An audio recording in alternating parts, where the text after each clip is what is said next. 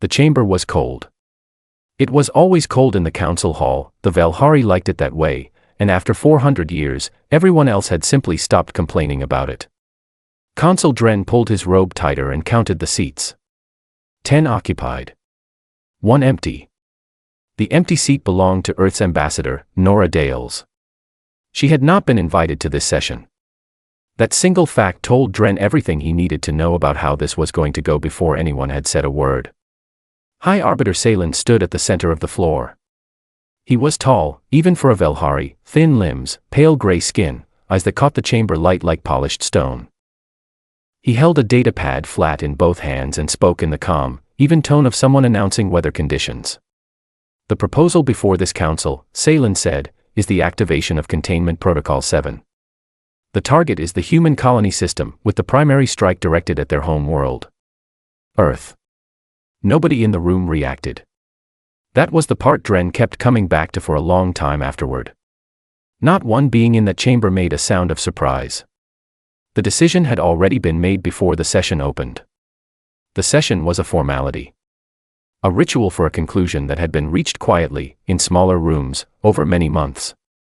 Salen laid out the case without rushing. He had prepared it carefully. The human expansion rate, faster than any species admitted to the Council in its 400-year history. Not just faster, different. Other species had expanded outward like water filling a container. Humans expanded like they were in a hurry. Like they were running from something, or toward something, and neither option was comfortable to think about. Their weapons development, not just advanced, but constantly changing. Constantly revised. The Velhari had a standard military technology curve that they used to predict how a species would develop. Humans broke that curve every 18 months. Just when the Council's analysts thought they understood what Earth's military was capable of, Earth's military had moved on and was building something new. Their historical aggression index, a number so high that the Council's own team had run the calculation 3 separate times, each time assuming the previous result was a mistake. It was not a mistake. There is also this, Salen said. He changed the image on the main display. A Velhari freighter route. A cluster of Keth pirate vessels, 7 of them, well-armed, operating in a sector they controlled completely. And one human cargo ship that had absolutely no business being anywhere near that sector. It was registered as a private hauler. It was carrying industrial parts to a mining station. Its crew were not soldiers. They were not trained for combat. They were workers. The Keth surrounded the human ship and demanded its surrender. The humans said no. They held for 11 days. 11 days, with no weapons beyond what they could build from their own ship. They welded hull plating into barriers. They used a plasma cutter as a weapon. 1 crew member died. 3 more were injured badly enough to require extended medical care. But when a Council patrol vessel finally reached them, 6 Keth ships had been disabled and the human cargo hauler was still flying. The chamber was quiet for a moment after the display came up. A different quiet than before, not the quiet of people waiting, but the quiet of people sitting with something that made them uncomfortable. This, Salen said, is not an isolated event. It is a pattern. It is, in fact, the only pattern that matters when assessing this species. Dren had read every word of the session brief before arriving. He had read it 3 times, hoping each time that he had misunderstood something. He had not. The Council was looking at all of human history, every war, every collapse, every period of destruction followed by reconstruction, the whole long bloody record of a species that had nearly destroyed itself repeatedly and had come through each time, and they were calling it a threat. A variable that needed to be removed before it grew any larger or any harder to remove. Dren looked at exactly the same history and saw something different. He saw a species that had been knocked flat more times than any of them could count, and had always gotten back up. Not because getting up was easy. Not because some advantage made it natural. But because somewhere in their makeup, at some level that went deeper than reason, they did not know how to stay down. It was not a cultural value. It was not a strategic choice. It was something written into them that no amount of analysis had been able to locate or measure, because you cannot measure a thing that refuses to be measured. He asked for the floor. Salen granted it with a small, polite nod. The kind of nod that communicates clearly that the speaker's time is already considered spent. Dren stood. He was not a dramatic being. He had spent his career speaking plainly, because he had found over many years that plain words had a better chance of landing than decorated ones. "You are looking at this data," he said, "and seeing a predator. I understand that conclusion. The numbers support it. But those same numbers also tell you something else. This species has been at war with itself for the majority of its recorded history. Every weapon they have was used on their own people before it was ever pointed at the stars. They came into space already practiced. Already tested. You are proposing to attack a civilization that has survived itself for 10,000 years. He paused and looked around the arc of seats. I want you to think carefully about what kind of thing survives that. The room did not change. They are a provisional member of this council, he continued. Provisional. We gave them a seat 12 years ago and spent every year since debating whether to make it permanent. We watched them and measured them and held them at arm's length. Now we are proposing to kill them for the very qualities that made us watch them in the first place. He set his hands flat on the railing. That is not strategy. That is fear-wearing strategy's clothes. Salen thanked him for his remarks. The vote was called. 9-2. Dren and old Velsur of the Theraun were the only dissenting voices. Velsur caught Dren's eye from across the chamber after the count was read. The old being had visited Earth once, years ago, and come back unusually quiet and had never fully explained why. He looked at Dren now with the expression of someone who had hoped, against reasonable expectation, to be proven wrong about how this would go. The session closed. Members filed out. Salen stayed at the center of the floor, reviewing his data pad. He had the focused look of a being who had finished a problem and was already moving to the next one. Dren paused at the door.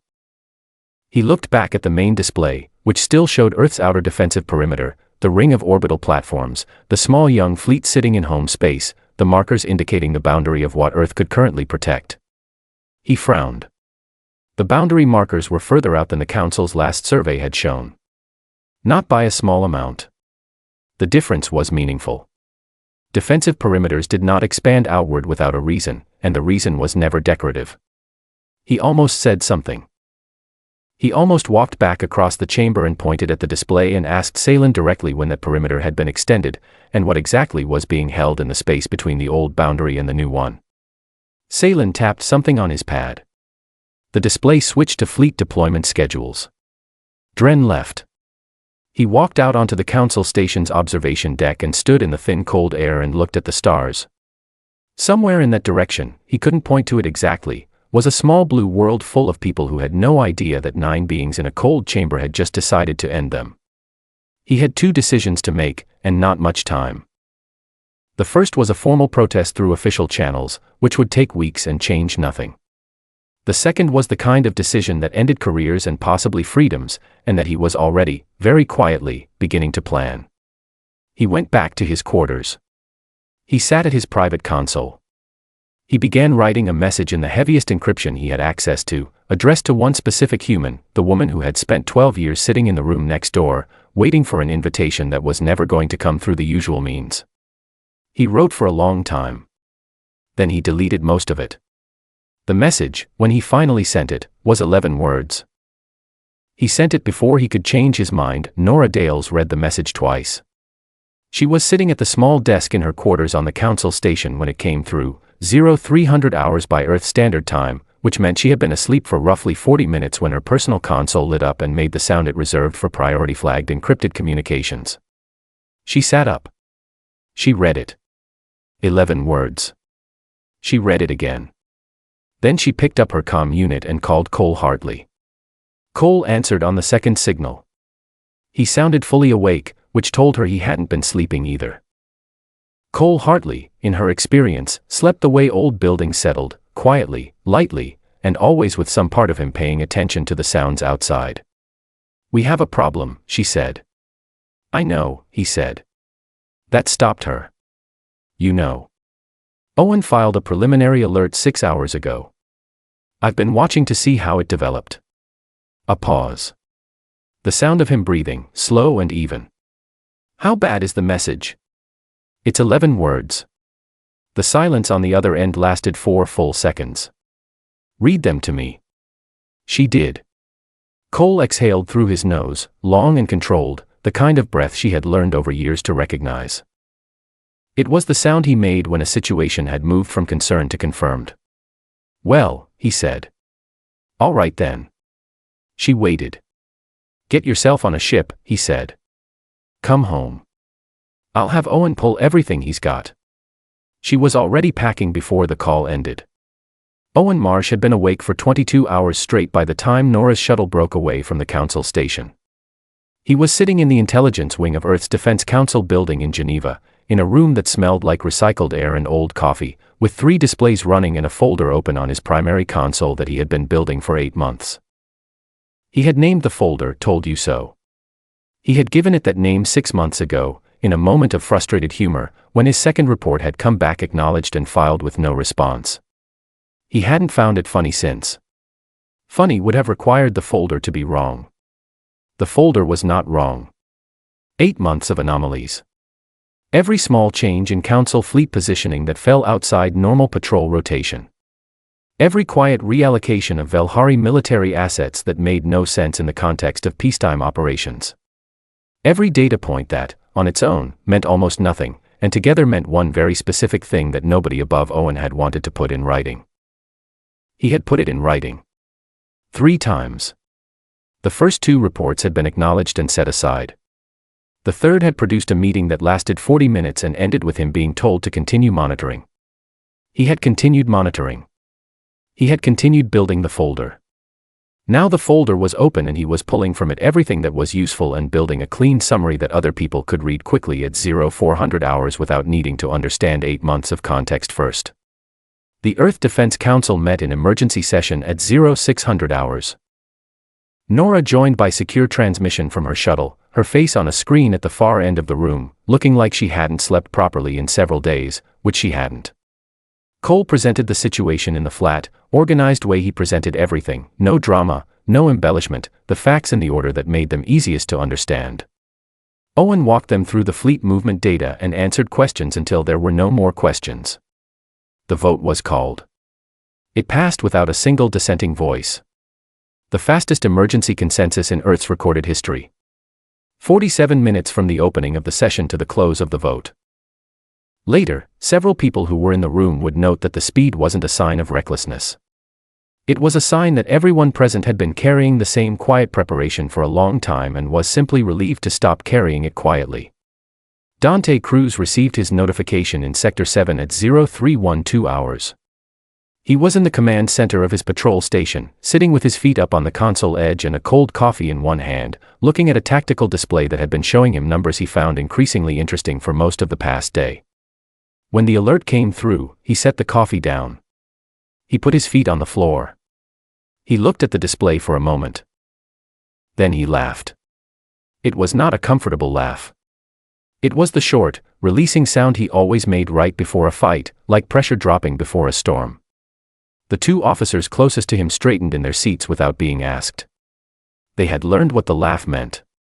"Pull up the projected fleet trajectory," Dante said. "And get me Commander Voss on Channel 4. While his crew moved, Dante stared at the display and ran numbers in his head. He had been studying Velhari tactical approaches for 2 years as a personal interest. Not because anyone told him to. Because he found it genuinely fascinating and because something in his gut had been telling him, persistently and without much evidence for most of that time, that fascinating was going to become relevant eventually. Eventually was now. On the far side of Council space, Consul Dren was running. His legs moved at a normal pace through the corridor of his personal transport ship, which was undocking from the Council station at a speed and angle that would look, to any external observer, like a routine departure. He had filed a transit request 3 hours before the emergency session ended.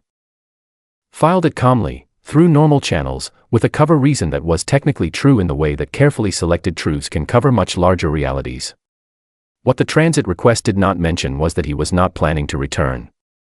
His console showed 3 Council enforcement vessels leaving the station behind him.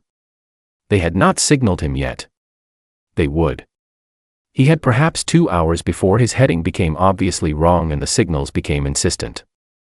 He used the 2 hours to sit in his command chair and watch the stars ahead of him and think about 11 words and whether they had been enough. The enforcement vessels started signaling 40 minutes earlier than he had estimated. Someone on the station had figured out his heading faster than he'd planned for. He didn't answer. He pushed his ship's drive to its upper limit and watched the stars at the edge of his viewport shift slightly. Earth's outer perimeter came up on his long-range sensors 90 minutes later. He stopped breathing for a moment. The perimeter was not what the Council's surveys described. He had read those surveys.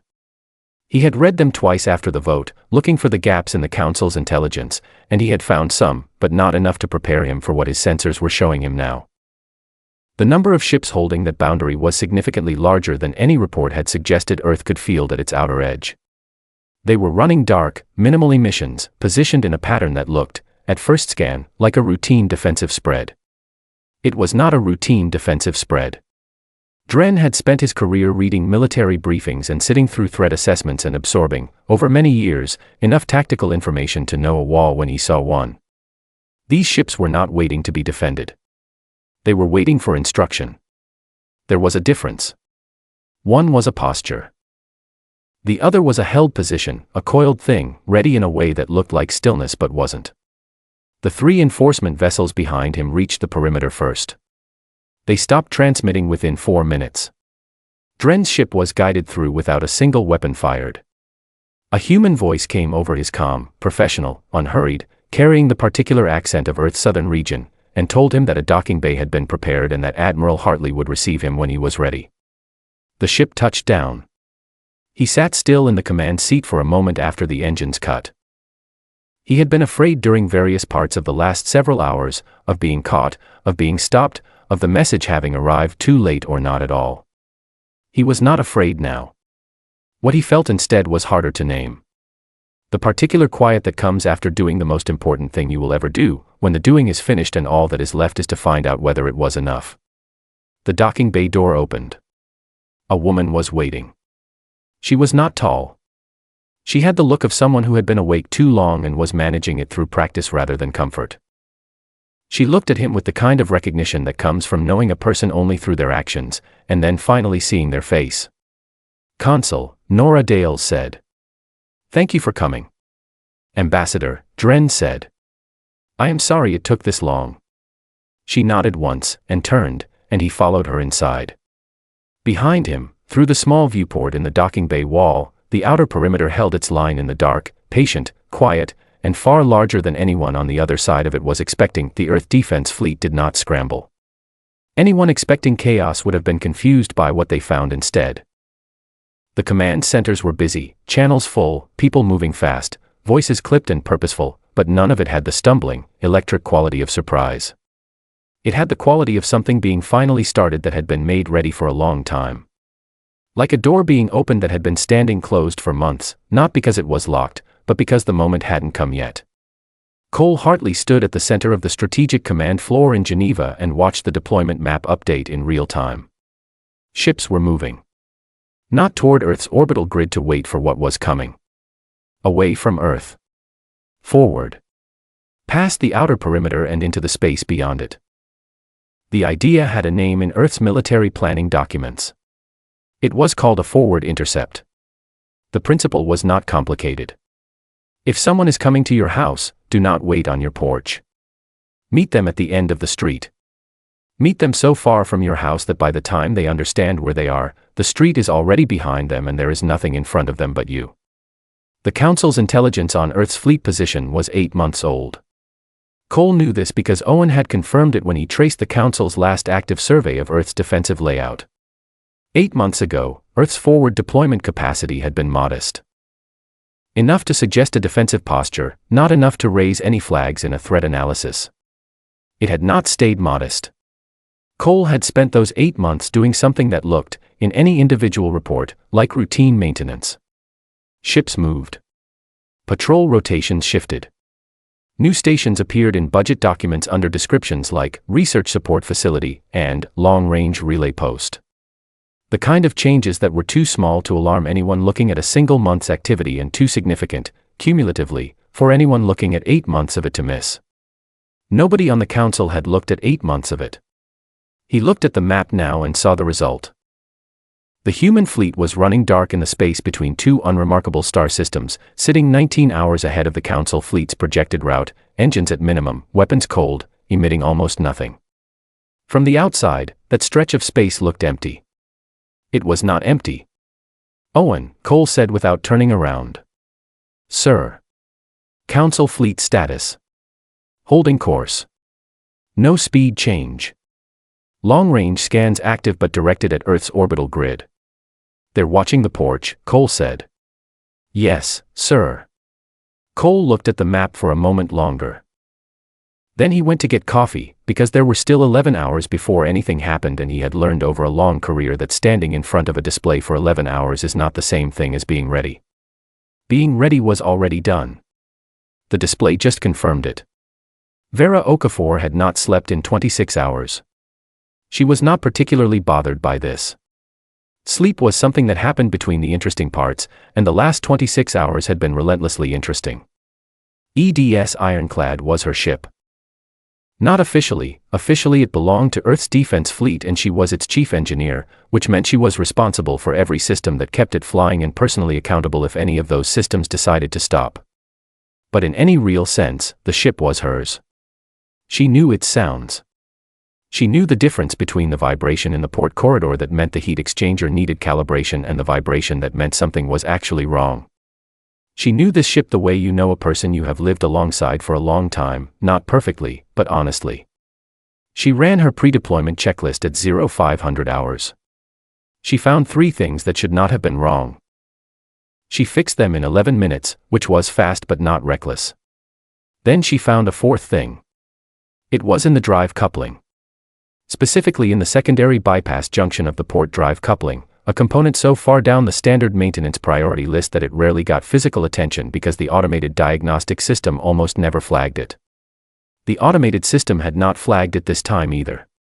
Vera had found it the way she found most things that the automated system missed, which was by walking the length of the engineering bay with her hand on the housing, feeling for anything that shouldn't be there.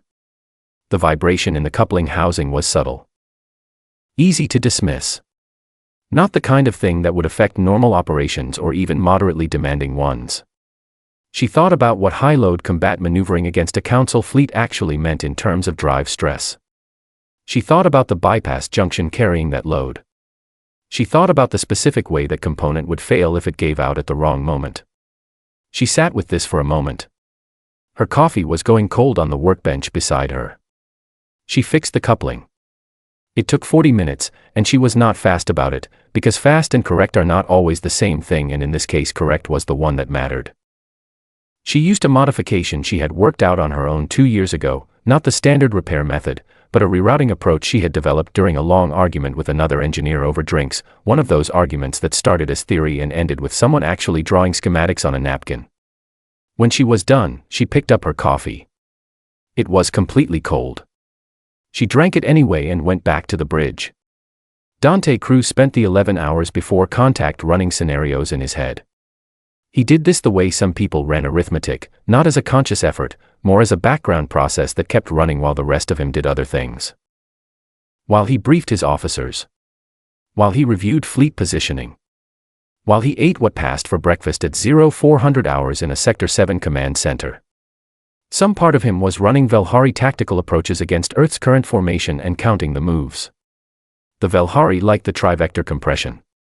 He had read every recorded use of it in Council military history, 47 campaigns, all of them wins. It was a good maneuver. It worked by pressing an enemy fleet from 3 sides at once, forcing either a tight defensive cluster that was easy to target, or a scatter that broke coordination and allowed destruction piece by piece. It had never been used against a fleet that had specifically built a counter for it. The counter had been developed 2 years ago by a graduate student named Ben Adler at the Naval Postgraduate School in Monterey, California. Ben Adler had been writing a dissertation on Velhari military history and had found, buried in the tactical records, a consistent gap in how the formation handled counter-pressure from below its center line. He had written it up carefully and submitted it. His faculty advisor had given it a B-. Too speculative.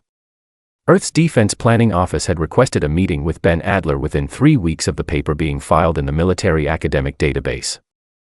They had not told him the grade was irrelevant. They had just started implementing.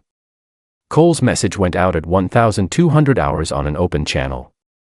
No encryption. No signal code.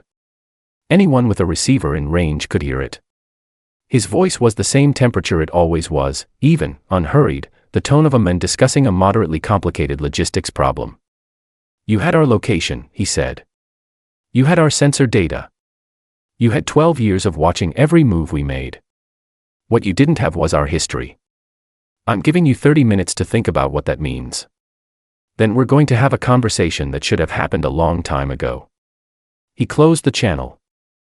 In his command center in Sector 7, Dante Cruz heard the message on the open broadcast and was quiet for a moment. 30 minutes was the right number. Not long enough to be generosity. Long enough to be a fact. The Council fleet did not slow down. He had not expected it to. Vorath, from everything Dante had read about him, was not the kind of commander who reconsidered a course of action once it was in motion. It was the thing that had made him unbeatable in 41 campaigns. It was also, Dante thought, the thing that was going to make this conversation very short.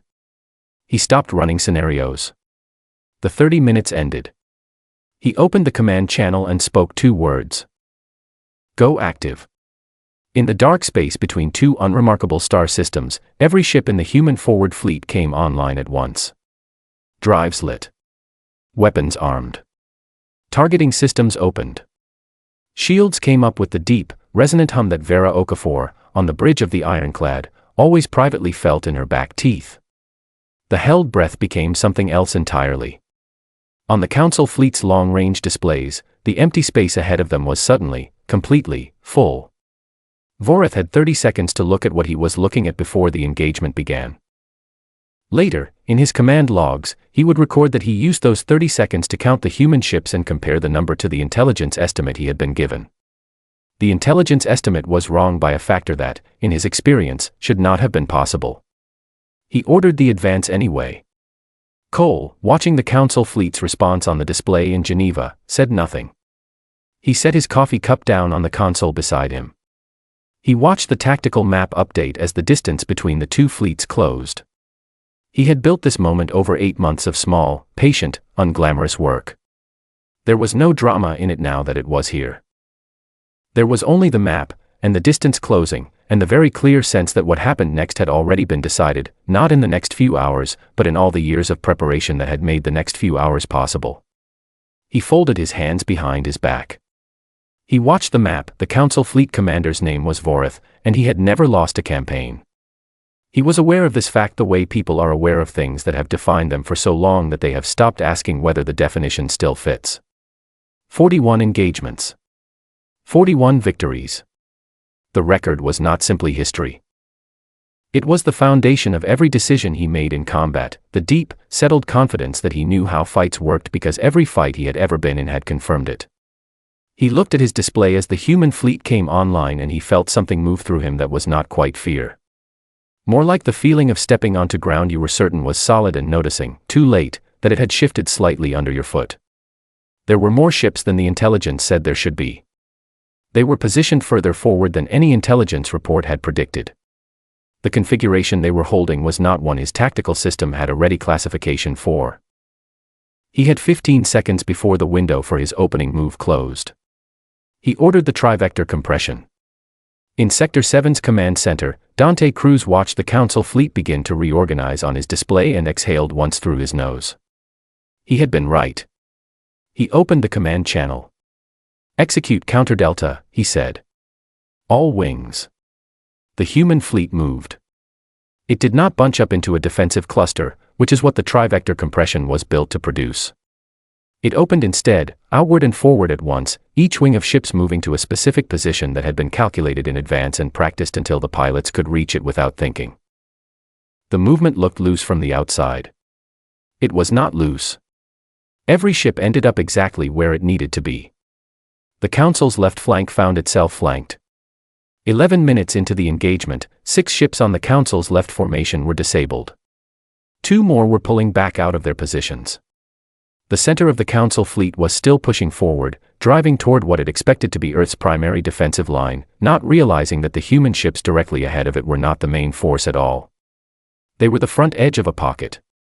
Vorith adapted. He was good, and Dante had always known he was good, because the records showed it clearly. Good commanders adapted.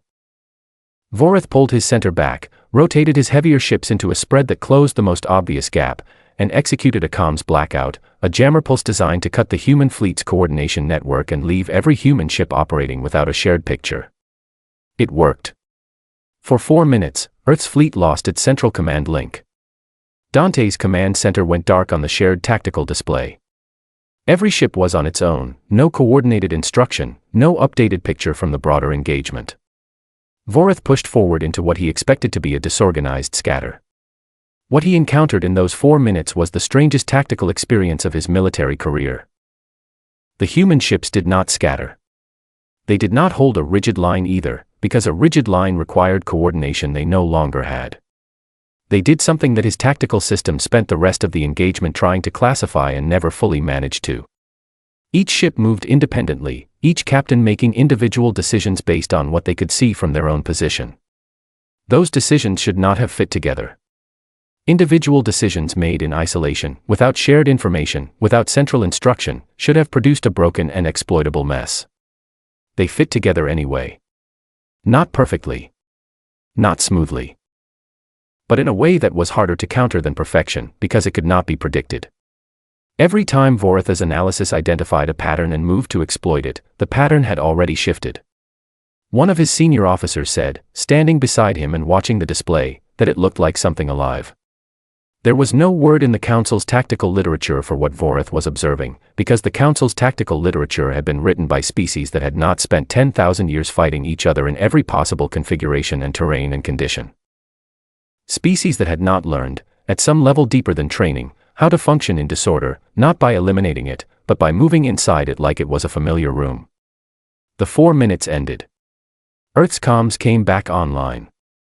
The human fleet snapped back into full coordination as if it had never been interrupted. Those 4 minutes had cost the Council fleet 17 ships. The Ironclad took its hit 60 minutes into the engagement. A Council heavy-class vessel put 2 direct shots into Ironclad's port side in quick succession. The first tore through the hull plating on decks 4 and 5. The second found the port drive manifold with the kind of precision that, in another engagement, would have ended the ship's role in the fight. The lights dropped to emergency power. Vera Okafor's console flooded with damage indicators, the display going from yellow to red in roughly 2 seconds. Her assistant engineer said the manifold was gone. Vera said she knew. She was already moving before the words were out. The standard response to a destroyed drive manifold was a switch to the secondary drive system. It was a sensible response. In this engagement, it would leave Ironclad slow and soft and easy to target. Vera went to the secondary engineering bay and pulled up the auxiliary power routing schematics. She was looking at the bypass junction she had repaired that morning, the one with the subtle vibration that the diagnostic system had not flagged. The modification she had used to fix it had not been the standard method. It had rerouted the coupling load through 2 additional junctions in a way that was not in any design document, because she had invented it during a late-night argument 2 years ago and had never had a reason to actually use it. The reason was now. She ran the calculation in her head. If the reroute held, the Ironclad would come back online at above standard drive capacity, because the additional junctions carried the load differently than the original routing, and the difference, in this specific configuration, was additive.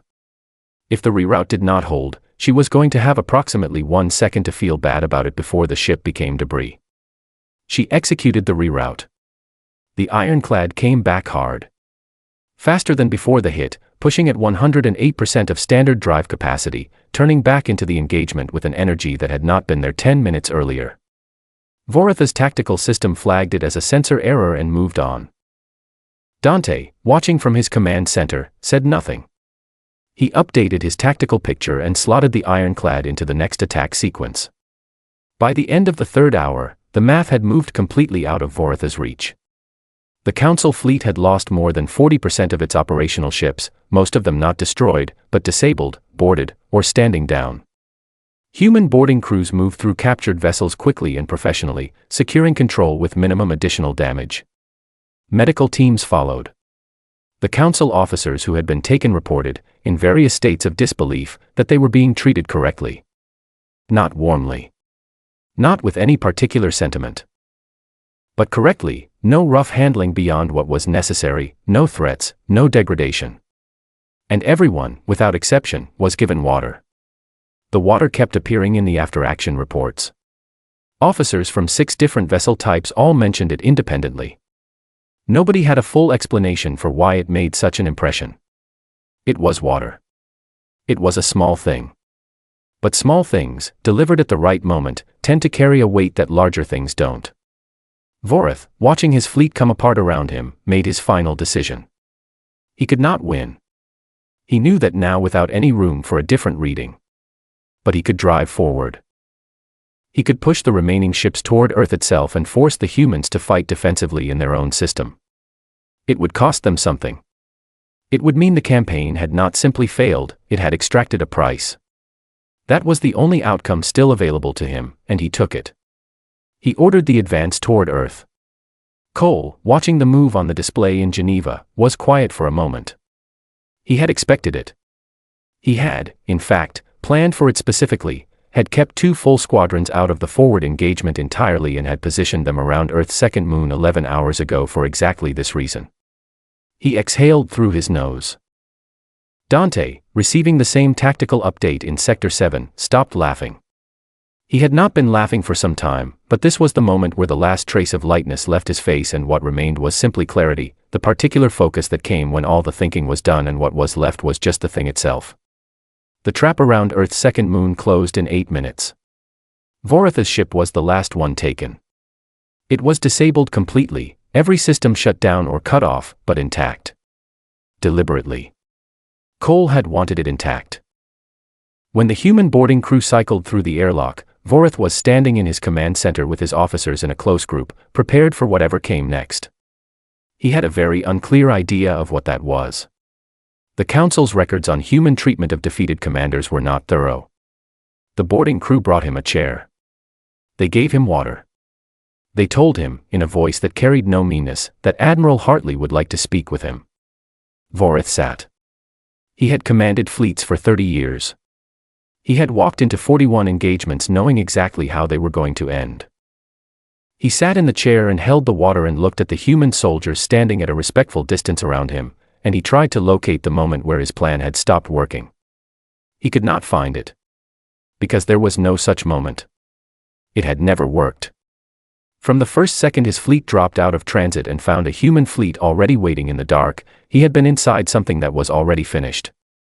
He had spent 3 hours fighting a conclusion, not a battle. He drank the water. The soldiers waited, quietly, and did not rush him. The council chamber was the same temperature it had always been. Cold. Thin air. The specific quiet of a room full of beings who would all prefer to be somewhere else but had no remaining option that didn't involve sitting in this one. Nora Dales walked in alone. She had been offered a full diplomatic escort for the session, 6 Earth defense officers in dress uniform, 2 ambassadorial aides, a security team. She had thanked each of them directly and told them to wait outside. If she was going to sit in that chamber, she was going to sit in it the same way she had spent 12 years sitting in the room next door. By herself. With nothing but the words she had prepared and the patience she had built over a very long time. She crossed the floor and took her seat. The Earth seat. The seat that had been marked provisional for 12 years. She sat down, folded her hands on the table in front of her, and waited.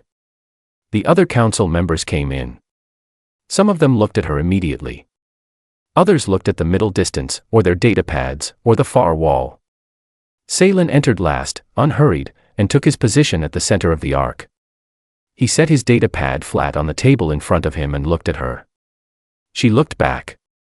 Neither of them said anything for a moment. The chamber's environmental system made its low, constant hum. Someone shifted in their seat. Someone else set a stylus down on the table with a small, careful click. Salen opened the session. This council acknowledges the outcome of the recent military engagement, he said, and the events preceding it. We acknowledge that the decision taken in this chamber was based on a calculation that proved to be. He paused. A brief pause, but noticeable. Incomplete. Nora let the word sit.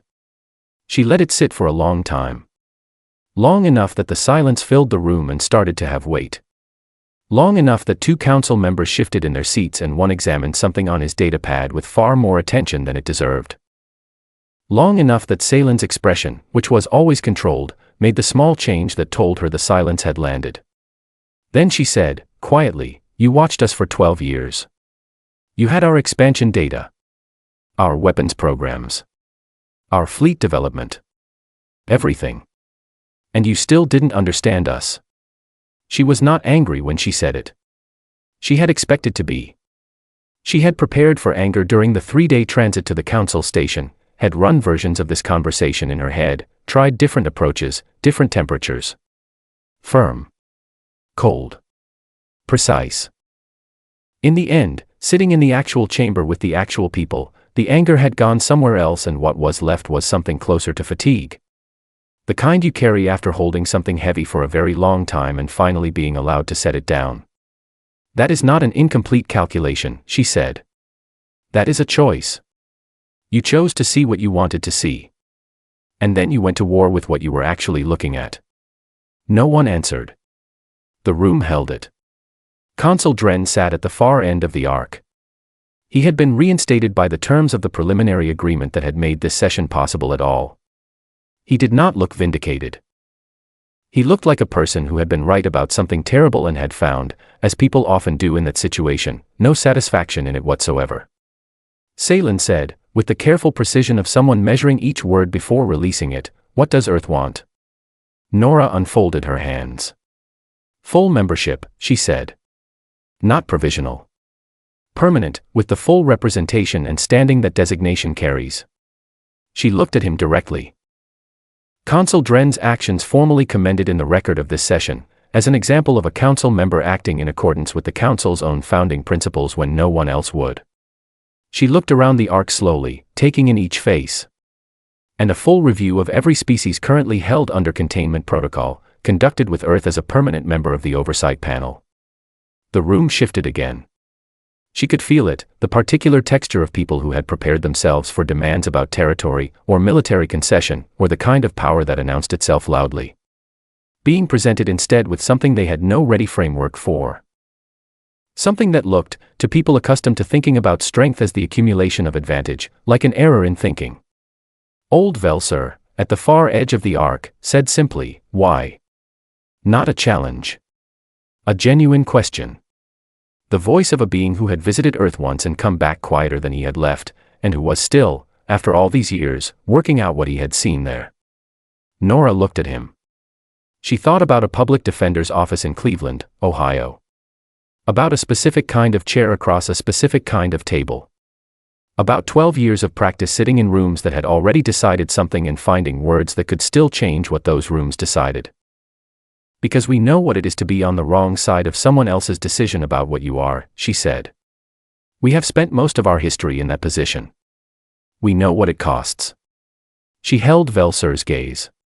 "We are not interested in being the ones making that decision for someone else." The negotiation that followed lasted 2 hours. The vote took 30 seconds. Dren cast his ballot first. His hand was very steady. Full membership. Formal commendation. Review panel. He did not look at Saylin when he voted. He looked at Nora, and his expression was the expression of a being who has done the thing that needed to be done and is prepared to carry whatever comes with it. The count came in at 10-1. Saylin was the one. He did not argue the outcome. He sat with it in the way that people sit with things that have revised their understanding of the world, not through choice, but through the arrival of evidence that can no longer be arranged into the old shape. He looked at the final number on his data pad. He set the pad flat. He folded his hands on top of it. After the session closed, the other council members left in small groups. The chamber emptied. Saylin remained. He did what he had done after the vote to attack, stayed at his position, looking at data, turning something over in his mind with the focused attention of someone who believed that every problem had a solvable center if you could locate it.